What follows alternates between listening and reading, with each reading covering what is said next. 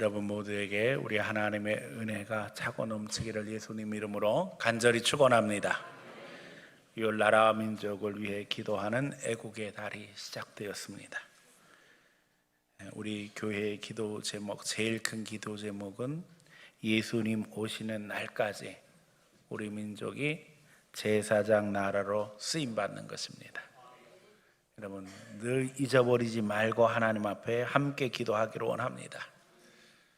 6월에는 현충일이 있고 또 유교도 있어서 민족의 역사와 평안을 위해 기도하지 않을 수 없는 달입니다. 더욱이 며칠 전에는 북한의 위성 발사가 있었고 이것으로 인해서 서울에도 경계 경보가 울리는 상황이 되었는데 오보다 아니다 이것 가지고 말이 많지만 사실 우리는 긴장하지 않을 수 없는 것이 분명합니다. 더욱이 우크라이나 전쟁이 끝나지 않은 상황에서 너중 관계가 밀착되고 러시아 중국을 막아서려는 전선이 이제는 유럽에서 아시아까지 광범위하게 확대되고 있는 형편이 되었습니다. 나토 북대서양 조약기구 정상회의가 개최를 준비하면서 우리 대통령까지 초청 대상이 되었다는 것을 여러분들이 잘 알고 있을 것입니다. 이 이야기가 단순히 그냥 한국의 위상이 높아졌다 이렇게 이해할 것이 아니라 사실은 전쟁의 전선이 이제 대한민국까지 연결되어진다 하는 것을 우리가 염두에 두지 않으면 안 될 때입니다.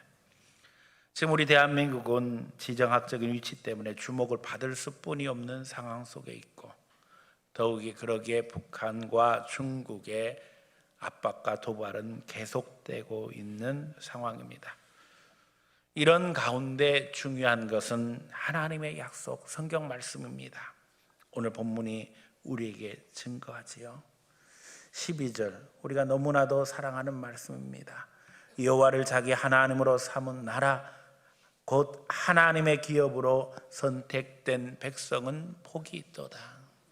결국 많은 군대로 구원 얻은 왕이 없고 전쟁은 하나님께 속한 것이기에 하나님이 책임져 주시고 보호하심으로 말미암아 그 가운데 우리는 은혜를 누리게 되어 있다는 것입니다. 하나님은 오늘도 경외하는 자를 찾으시고 살피시며 보호하심으로 도움과 방패가 되어 주십니다.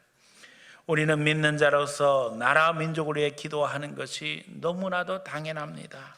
민족 공동체의 일원으로 국가가 평안하지 않다면 우리 미래 사역은 생각할 수 없는 상황입니다. 다시 말하면 개인과 교회가 민족의 운명과 분리되어져 생각할 수 없는 것이 현실이라는 것입니다.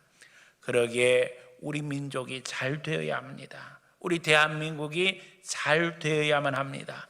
그래야 우리가 그 가운데 기쁘게 예배하고 사역하며 또 하나님의 나라를 이 땅에서 이루어 갈 수 있는 것입니다.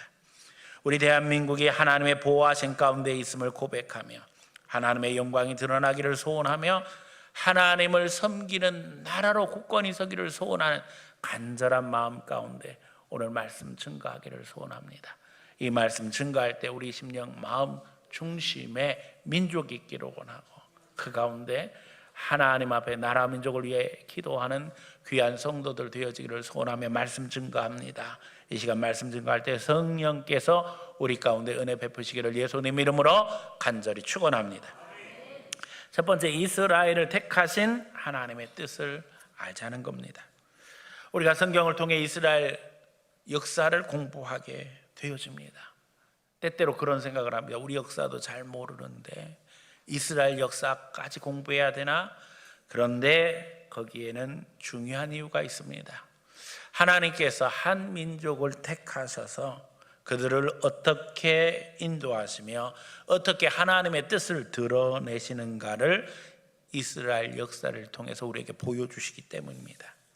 말 그대로 이스라엘은 샘플이 된 것입니다. 이제 우리는 성경을 통해서 하나님이 원하시는 신앙 정신을 배워야 할 것이고, 또 그 가운데서 우리 민족의 장래를 위해서 기도해야 할 것입니다. 하나님이 이스라엘을 택하신 것은 그들만을 위한 것이 아니고 그들을 통해 그들이 제사장 나라가 됨으로 전 세계를 하나님 앞에 돌이키게 하는 것이었습니다. 그러므로 우리는 하나님의 뜻을 알아 그 뜻을 실천하는 민족이 되어야만 합니다. 구약 역사를 보면 하나님은 늘 이스라엘의 편이 되셨습니다. 힘들고 어려울 때마다 그들을 도와주셨습니다. 그러나 거기에는 아주 중요한 전제가 있습니다. 다시 말하면 하나님께 순종할 때 하나님이 도와주신다는 겁니다. 순종하지 아니하면 하나님이 도와주시지 않는다는 겁니다. 순종하지 않고 교만하게 행동하면, 하나님이 거역하면, 겸손하지 못하면 하나님은 오히려 이스라엘을 징계하십니다. 다른 나라를 통해서 이스라엘을 핍박하시고 망하게 하시고 어려움을 당하게 하신 것이 하나님의 역사입니다. 그러므로 우리 민족도 깨달아야만 합니다. 이 민족이 풍전등화 같은 시절에 하나님이 이 땅에 복음을 주셨습니다. 그 가운데 그리스도인들이 복음을 받아들여 나라 민족을 해서 기도하게 하셨고, 교회는 민족의 심장이 되게 하셨습니다. 교회는 모여서 나라 민족을 해서 기도하게 되었고, 우리가 아는 것처럼 성령 받은 사람들이 나가서 만세 부르며 3.1운동을 주도했고, 이후에는 해외에 나가서 독립운동을 주도했으며, 교회는 돈을 모아서 독립운동을 지원했습니다. 이것이 한국교회만 그렇게 한 것이 아니라 해외에 우리와 신앙을 같이 했던 수많은 기독교인들이 함께함으로 말미암아 이루어진 일이었습니다. 불가능해 보이던 해방과 독립이 하나님의 은혜로 이루어졌습니다. 많은 애국지사들이 독립운동을 위해서 힘을 다했지만 우리 민족의 한계는 너무나도 분명했습니다. 우리 힘으로 독립이 된 것이 아니었습니다. 그러기에 분단이 따라왔고 그 아픔을 겪어야만 했습니다. 게다가 분단의 아픔은 6.25로 이어졌습니다. 6.25에서 우리 대한민국이 목숨을 보존한 것은 기적입니다. 유엔군의 참전이 없었다면 오늘 지금의 대한민국은 없었을 것입니다. 70여 년이 지난 뒤 이제야 비로소 밝혀지는 팩트는, 당시 낙동강까지 후퇴했던 대한민국의 운명에 대해서 미국 정부는 완전히 한반도를 포기하고, 심지어는 망명 정부를 어디에다 세울 것인가를 두고 심각하게 고민하고 있었다는 거예요. 그러나 하나님께서 우리를 불쌍히 여기셔서 하나님께서 유엔이 참전하도록 역사하셨지요. 소련의 거부권 없이 16개국의 군대가 유엔군이라는 명분을 가지고 참전한 것은 기적이었습니다. 거기에는 우리 한국교회뿐만 아니라 우리와 신앙을 함께 했던 수많은 해외의 성도들, 다른 나라, 다른 민족들이 함께 기도로 하나님 앞에 간구했다는 사실을 잊어버려서는 안 됩니다. 우리는 기도의 빚을 지고 있습니다. 1950년 1월 미국은 충격적인 전략을 발표하게 되어지는데, 에치스9이라는 것을 선포함으로 말미암아 한반도는 미국의 방위 대상에서 제외가 되어집니다. 다시 말하면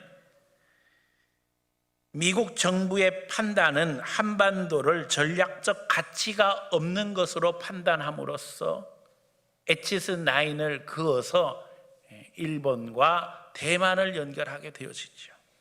그것은 어떻게 생각하면 소련이나 북한 입장에서는 침공하면 남한을 점령할 수 있다는 사인이 되어집니다. 즉각 유교가 일어나게 된 이유 중에 하나입니다. 그러나 이러한 상황 속에서 이 전략적 중요성을 바꾼 사람들이 있습니다. 그 사람들이 바로 그리스도인들입니다. 빌리그레함 같은 유명한 목사님들이 나서서 이 미국과 서구의 지도자들에게 설득했습니다. 그들은 기도할 뿐만 아니라 실제로 실행에 옮겼고 여론과 함께 지도자들의 견해를 바꿨습니다. 이 한국에 수많은 그리스도인이 있기 때문에 절대 포기해서는 안 된다는 사실을 강조했습니다. 빌리그램 목사님이 한국에 특별한 애정을 가지고 있었던 것은 사모님이 한국 출신입니다. 선교사의 딸로 평양에서 출생했어요. 그러니까는 다른 어떤 나라보다도 더 깊은 관심을 가지고 있었고, 그래서 가는 곳마다 한국의 중요성, 하나님께서 한국을 책임져 주실 것에 대해서 강조하고 설교하셨던 것을 기억하고 있습니다. 지금의 대한민국은 전쟁을 뒤로 하고 기적과 같은 성장을 했습니다. 세계 최고의 경제 성장을 했지요. 또 민주화를 이루고 사회복지에서도 세계 최고의 수준을 자랑하게 되었습니다. 군사력과 함께 한류로 일컬어지는 문화적 전파까지 대한민국은 선진국 대열에서 개도국의 비전과 모델이 되었습니다. 제3세계 국민과 지도자들이 모두 다 한 목소리로 대한민국처럼 되고 싶어 하고 있습니다. 하나님의 은혜요 택하심의 증거인 줄로 믿습니다. 한국교회는 불같이 일어났는데 1907년 평양 대부흥운동 당시 한국교회의 간절한 기도 제목은 하나님 10만 성도를 허락해 주시옵소서였습니다. 1907년 우리 남북한을 다 합쳐서 인구가 2천만 분이 안 됐는데 그 당시 기독교인은 10만이 되지 않았어요. 그때의 한국교회는 일심으로 하나님 앞에 10만 명의 성도를 허락해 주시옵소서 기도했는데, 놀라운 기적이 일어난 것은 이후 100년 동안 한국교회는 평균 해마다 10만 명씩 성장했다는 거예요.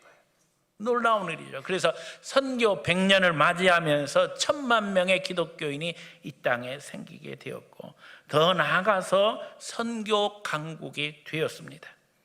우리는 알아야만 합니다. 전쟁의 잿더미에서 대한민국을 일으키신 하나님의 뜻이 있다는 것입니다. 이스라엘을 통해서 하나님의 역사 속에 드러내기 원하시는 하나님의 뜻이 있었던 것처럼 오늘 우리 시대의 대한민국을 통해서 하나님이 보여주시는 하나님의 뜻이 있고 이루실 하나님의 계획이 있다는 사실을 우리는 기억해야만 합니다. 우리 대한민국이 제3세계의 소망이 되었습니다. 여기에 우리 그리스도인들은 분명한 소명이 있습니다. 하나님을 높이며 하나님의 뜻을 알려야 한다는 것입니다. 그래서 우리는 기도해야만 합니다. 하나님 제2의 이스라엘이 되게 해주세요. 예수님 오시기까지 하나님께서 이스라엘을 통해서 강력히 역사하셨던 것처럼 오늘 우리 시대 대한민국을 통해서 하나님 역사해 주세요. 이것이 우리 기도 제목이 되어야 될 줄로 믿습니다. 그래서 두 번째 제2의 이스라엘이 되자는 것입니다. 사실 역사 속에서 많은 민족들이 하나님의 은혜를 입었고 역사를 주도하면서 그것이 하나님의 은혜인 것을 알았기에 제2의 이스라엘이 되자고 표를 외쳤던 많은 민족, 많은 나라들이 있었습니다. 그들은 모두 다 알았습니다. 이스라엘이라는 표현이 단지 혈연에 근거한 것이 아니라 신앙의 문제라는 것을 깨달은 것입니다. 심지어는 구약에서 이스라엘의 총회에 들어가는 자는 혈연에 근거한 것이 아니라 신앙에 근거한 것이라는 것을 분명하게 이야기하고 있습니다. 실제로 1948년 이스라엘이 독립할 때에 이 히브리 사람, 이스라엘 사람으로 정체성을 규정한 것은 신앙적인 문제가 더 강했습니다. 현대 히브리인을 구성하고 있는 유럽계나 아프리카계의 역사를 들춰보면 그것은 더 분명하게 드러납니다.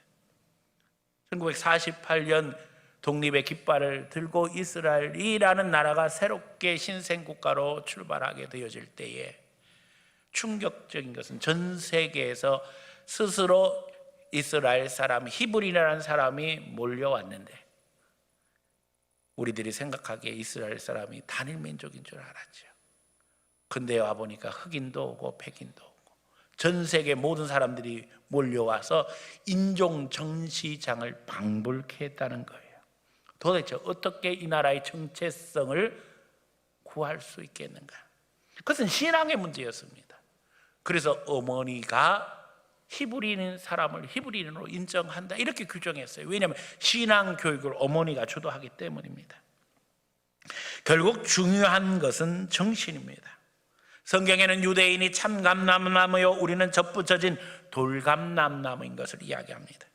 그래서 중요한 건 뭐예요? 열매를 참 감람나무 열매 맺어야 된다는 것입니다. 돌감람나무 열매가 아니라 참 감람나무 열매를 맺음으로써 접붙임의 필연성, 정당성이 설명될 수 있다는 겁니다. 저는 유럽 방문했을 때 헝가리에 가서 큰 충격받았습니다.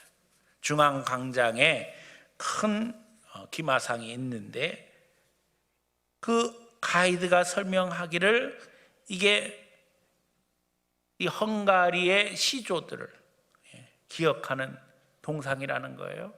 그러면서 그 사람들은 자기들을 마자르족의 후손이라고 이야기하는데 이 마자르족은 몽고족이라는 거예요. 몽골족이라는 거예요. 우리가 아는 것처럼 헝가리는 우리 눈으로 봤을 때 완전히 유럽 사람입니다. 얼굴도 하얗고 덩치도 크고 완전히 유럽 사람인데 그들은 스스로 몽골족의 후예라고 생각하고 있다는 거예요. 뒤돌아보면 전쟁 역사 속에서 결국 몽골족이 침략을 하고 그들의 지배를 받으면서 정신문화를 지배한 결과가 그것이라는 거예요. 저항할 수 없을 정도로 강력한 지배가 그들에게 있었고 그들은 스스로 몽골족의 후예로 자처하게 된 거지요. 이런 일들은 인류 역사에서 많은 곳에서 일어납니다. 사람들은 지배 문화에 소속되기를 원하고 거기서 정체성을 찾고 싶어 합니다. 그래서 역사 속에서 수많은 소수 종족들이 덩치가 큰 민족들에 동화되어 왔습니다. 그런데 여기에 예외가 되는 두 민족이 있습니다. 그것이 유대인과 우리 민족입니다. 유대 민족이 2000년 동안 나라 없이 살면서 전 세계에 흩어져서 자기들의 정체성을 유지했다고 하는 것은 인류 역사의 미스터리입니다. 그런가 하면 인류 역사에서 가장 강력한 국가로 여겨져 오는 중국을 대립하면서 수천 년 역사를 이어온 우리 대한민국의 역사도 역시 미스터리입니다.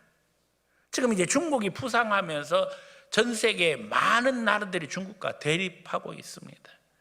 실제로 이제 중국몽이라고 해서 시진핑이 강력하게 대외 정책을 펼치면서 여러 나라에 원조를 해줬는데 결국에는 그것이 중국에만 유익이 되어지고 각국에는 유익이 되지 않는 가운데 많은 부채 국가들이 생겼죠.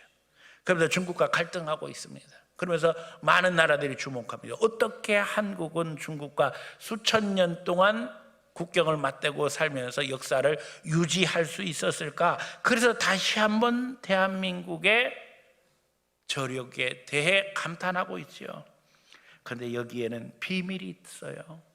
우리 한국 사람들만이 가지고 있는 선민의식이 있었다는 거예요. 우리 민족의 가슴 속에는 하나님이 계십니다. 우리는 하나님의 택하신 민족이라는 자긍심이 있어요. 그래서 중국 사람을 봐도 주눅들지 않습니다. 우리는 심지어 중국 사람을 떼모식이라고 하죠. 일본 사람들을 왜 뭐라고 합니다. 그러면서 우습게 생각합니다. 그런데 전 세계에서 중국 사람이나 일본 사람들을 우습게 생각하는 나라는 한국뿐이 없어요. 우리보다 전 세계에서 더 많은 영향력을 행사하고 있고 그래서 서양 사람들조차도 그들을 무시하지 못하는데 우리는 별로 그렇게 두려워하지 않습니다. 심지어는 15억 중에서 뽑아온 선수들과 경쟁을 하면서도 우리는 늘 이길 것을 기대해요. 이건 진짜 놀라운 일이죠. 그런데 이유인즉슨 우리는 하나님을 인격적으로 만나기 이전부터 선민의식이 존재했다는 거예요. 어렴풋하지만 우리는 하나님이 지켜주시는 나라다. 하나님의 백성이라고 하는 강력한 의식이 작용해 왔어요. 그래서 어떻게 생각하면 집단 의식 속에 이 생각이 와 있었고 독립을 유지하면서 이것이 독립의 상징이 되었습니다. 수천 년 동안 중국에서는 한국을 침범하면서 강요해온 것이 천재하지 말라는 거예요. 하늘에 제사 지내지 말라는 겁니다. 그런데 우리가 아는 것처럼 우리 조상들은 이 천재의식을 절대 포기하지 않았어요. 하늘에다 제사하는 것이 독립의 상징이며 고대 시대에는 특권의 상징이었어요. 우리는 복음이 들어오기 전에 이미 선민의식을 갖고 하나님을 숭배하며 정체성을 유지해왔습니다. 성경을 통해 인격적으로 하나님을 알기 전에 이미 어렴풋하게라도 하나님을 알았고, 그래서 하나님이 지켜주시는 나라로서의 정체성을 갖고 있었다는 거예요. 더욱이 이제 21세기 시대를 이끌어가는 민족으로 하나님 앞에 쓰임받기를 소원하며, 하나님 앞에 우리 그리스도인들의 마음속에는 간절한 소원이 있어야 할 줄로 믿습니다. 하나님이 도와주시는 나라, 하나님의 기업이 되는 나라, 하나님이 축복하시는 나라가 되어져서 하나님의 영광을 드러내자는 것입니다. 우리 가운데 간절한 소원이 있기를 원합니다. 그 가운데 하나님께서 이 나라, 이 민족을 책임져 주실 줄로 믿습니다. 세 번째는 이스라엘로 시기나게 하자는 것입니다. 바울은 구원 역사를 설명하면서 이스라엘이 충만한 수가 차기까지, 하나님이 이방인들의 충만한 수가 차기까지 이스라엘을 우둔하게 하셨음을 말하고 있습니다. 충격적인 이야기죠. 로마서 11장 25절입니다. 형제들아, 너희가 스스로 지혜 있다 하면서 이 신비를 너희가 모르기를 내가 원하지 아니하노니, 이 신비는 이방인의 충만한 수가 돌아오기까지 이스라엘의 더러는 우둔하게 된 것이라. 사실 이스라엘이 지금까지도 예수 그리스도를 영접하지 아니하고 다른 메시아를 기다리고 있다는 것은 충격적입니다. 전 세계에서 복음화율이 가장 낮은 나라가 이스라엘이에요. 어떻게 이런 일이 있을 수 있을까? 바울은 여기에 대해서 설명하는 거예요. 하나님이 이방인의 시대, 구원의 시대를 여심으로 말미암아 이제는 이방인들을 부르시는 때가 되었다는 거예요. 그래서 이방인들의 충만한 수가 찰 때까지 이스라엘은 우둔하게 되었다, 미련하게 되었다. 그래서 그들이 복음을 받아들이지 못하고 있다는 거예요. 로마서 11장 11절에는 이렇게 이야기합니다. 그러므로 내가 말하노니 저희가 넘어지기까지 실족하였느냐? 그럴 수 없느니라. 저희가 넘어짐으로 구원이 이방인에게 이르러 이스라엘로 시기나게 하려 함이라. 예. 자, 이제 하나님께서 이방인의 시대를 여심으로 말미암아 이방인들에게 축복하실 터인데, 그때의 하나님의 계획은 이스라엘로 시기나게 하게 하심으로 말미암아 결국에는 저들이 깨닫고 저들도 돌아오게 하시려는 것이 하나님의 계획이라는 것입니다. 이미 역사를 통해 시대 가운데 역사적 두각을 드러낸 수많은 나라들이 있었음을 우리는 잘 알고 있습니다. 시대마다 복음을 받아들이고 역사를 주도했던 수많은 나라들이 있었습니다. 그들의 표현은 제2의 이스라엘이 되자는 것이었어요. 하지만 그들 가운데 교만이 들어오고 하나님을 거역하고 편견과 오만이 사로잡힌 민족주의가 들어올 때 하나님은 촛대를 들어 옮기셨어요. 그러므로 우리는 역사 속에 하나님이 우리에게 주신 기회를 사모하며 이스라엘로 시기나게 할 만큼 복받는 나라가 되기를 원합니다. 우리가 부족해도 하나님 앞에 우리 대한민국이 이런 은혜를 누리기를 소원합니다. 하나님 말씀하셨잖아요. 약한 자를 들어서 강한 자를 부끄럽게 하실 것이다. 나중된 자로 먼저 되게 하실 것이다. 세계를 가슴에 품고 하나님의 제사장 나라가 되며 그리스도의 사랑과 정의를 실천하는 주의 복을 나눌 수 있는 하나님의 백성이 되기를 소원합니다. 세상 많은 나라들이 기회를 얻었을 때 교만하고 그것을 가지고 다른 민족들을 핍박하고 괴롭힘으로 말미암아 역사 속에서 촛대가 옮겨져 왔습니다. 그리고 전혀 가능성이 없던 대한민국을 하나님은 일약의 열강 가운데 강력하게 세우시고 지금 그 증거를 우리에게 보여주고 계십니다. 얼마 전 우리 성도들과 함께 이스라엘 성지순례에 가서 여기저기를 누비는 우리 현대차, 기아차를 봤어요.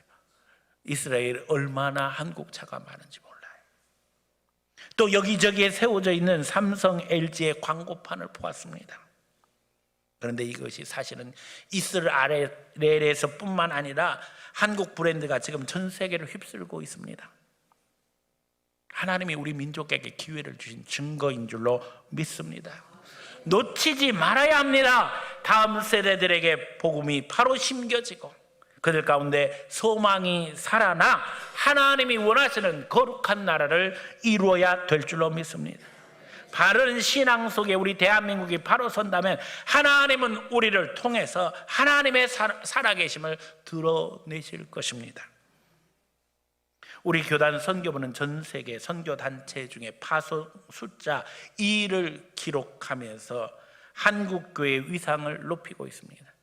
우리가 흔히 이야기하기를 한국교회가 한국이 세계 선교 2위라고 이야기하는데 그 근거가 우리 교단 대한예수교 장로회 합동축 세계 선교의 위상이 거기에 표현된 말입니다. 1위는 미국 남침내의 선교회입니다. 그리고 2위가 우리 대한예수교 장로회 합동축 선교회입니다. 하나님 앞에 너무나도 감사하지요. 그동안 서양 선교사들이 떠난 자리를 우리 선교사들이 메꾸면서 복음전도 사역을 해왔습니다. 그런데 지금 위기가 오고 있습니다. 이건 우리 교단 선교부의 위기일 뿐만 아니라 한국 교회 전체의 위기이기도 하고 어떻게 생각하면 한국 사회의 위기입니다. 이제 교회의 재정 능력들이 약화되면서 코로나를 지나면서 선교사들이 철수를 하는 상황에 이르렀습니다. 여러분, 바른 신앙 지켜야 이 땅의 부요가 계속될 수 있습니다. 우리는 하나님의 계획 속에 이스라엘로 시기나게 할 민족, 시기나게 할 국가가 되어야만 합니다. 애초부터 마치 독립군처럼 파송 교회 없이 선교 사역을 하는 목사님들도 있습니다. 지금 우리 교회와 협력하고 있는 하이사 조희선 목사님이 아들을 갖다 우리 교회에다 등록을 시켰어요. 조동성 형제. 또 이 필리핀에서 사역하고 있는 표석고 목사님이 독립군처럼 지원 없이 학교 사역을 필리핀에서 하고 계시는데 이 표에녹이 표석고 목사님 아들이잖아요. 우리 교회에다 등록시키고 지금 찬양돼서 열심히 찬양하고 있는데 여러분 위해서 기도해 주시기 바랍니다. 우리 한국교회 선교가 흔들림 없이 계속되기 위해서는 영적으로 우리가 바로 서야 되고 물질로도 축복받아야 됩니다. 하나님 부자 되고 싶어요. 저게 그냥 붙어 있는 게 아니에요. 하나님 앞에 영적으로 바로 세워지고 물질로도 복받아야지만 우리가 주의 일 할 수 있기 때문입니다. 오후에는 북한 사역을 감당하고 있는 노하덕 목사님이 말씀을 증거하고 계십니다. 사실은 이제 고등학교 우리 선생님, 우신고등학교 국어 선생님이셨는데 기독학생의 지도 선생님이었고 제가 기독학생회 회장이었기 때문에 학교 다닐 때 진짜 영적인 도전을 많이 받으면서 성장했는데 그때 두 분의 지도 선생님인데 두 분이 다 목사님이 되셨어요. 근데 이분은 독일 가서 신학 공부하시고 캐나다에서 목회하고 계셨었는데 이제 북한과 연결이 되어서 북한에 들어가서 사역을 하셔요. 우리가 아는 것처럼 북한에 들어가는 게 쉽지는 않지요. 그런데도 불구하고 하나님은 북한에서도 일하고 계시는 줄로 믿습니다. 그래서 6개월은 한국에서 6개월은 캐나다에서 지내시면서 지금까지 사역을 하시는데 목사님 그런 얘기 하시더라고요. 하나님이 살아계신다면 저렇게 북한을 어떻게 놓아두실까? 가보면 너무나도 기가 막히고 처참하다는 거예요. 그냥 사람이 작대기 2개 세우는 것 같대요. 그래서 이제 가을이 되면 철수를 하는데 철수할 수뿐이 없는 게 겨울에는 이 도로 사정이 너무나도 좋지 않아가지고 도대체 차가 움직일 수 없는 형편이라는 거예요. 그래서 어디도 갈 수 없대요. 꼼짝할 수 없대요. 그래서 철수를 해서 봄에 들어가는데 가을에 철수할 때마다 하는 생각은 내가 지금 만나고 가는 사람들이 봄까지 살아있을까? 그 생각을 하면서 오는데 하나님의 은혜가 있다고 생각하는 것이 그 다음 봄에 가면 살아있다는 거예요. 이거는 사람 생각으로는 살아있을 수 없는 사람들인데 그 다음 봄에도 또 살아있어서 놀란다는 거예요. 충격적이죠. 사실 하나님께서 우리 대한민국에게 이렇게 축복하신 것도 미스터리지만 북한이 아직까지도 저렇게 남아있는 것도 미스터리입니다. 어떻게 생각하면 우리의 숙제이기도 하고 우리의 수수께끼이기도 해요. 하나님 앞에 우리가 간절히 기도하고 이 상황에서 감당해야 할 것은 무엇인가? 세계 선교를 외치는데 가장 가까운 내 민족은 어떻게 감당해야 될 것인가? 늘 기도하는 가운데 오늘 오후 예배에 참석하셔서 여러분들 도전도 받고 은혜도 받고 기도 제목도 얻을 수 있기를 부탁드립니다. 또 북한 선교를 위해서 특별히 구제 헌금도 할 계획입니다. 여러분 헌금도 준비하시기를 부탁드립니다. 하나님은 오늘도 살아서 역사하십니다. 그리고 우리 민족을 향한 하나님의 계획을 실천해 가고 계십니다. 북한을 하나님께서 왜 저렇게 놓아두셨을까? 거기에도 비밀이 있을 것이고 또 대한민국을 이렇게 성장시키신데도 하나님의 뜻이 있을 것이고 오늘 이렇게 한국교회가 위기를 만나고 그 가운데서 부흥을 갈망하게 하신 것도 하나님의 계획 속에 있는 줄 믿습니다.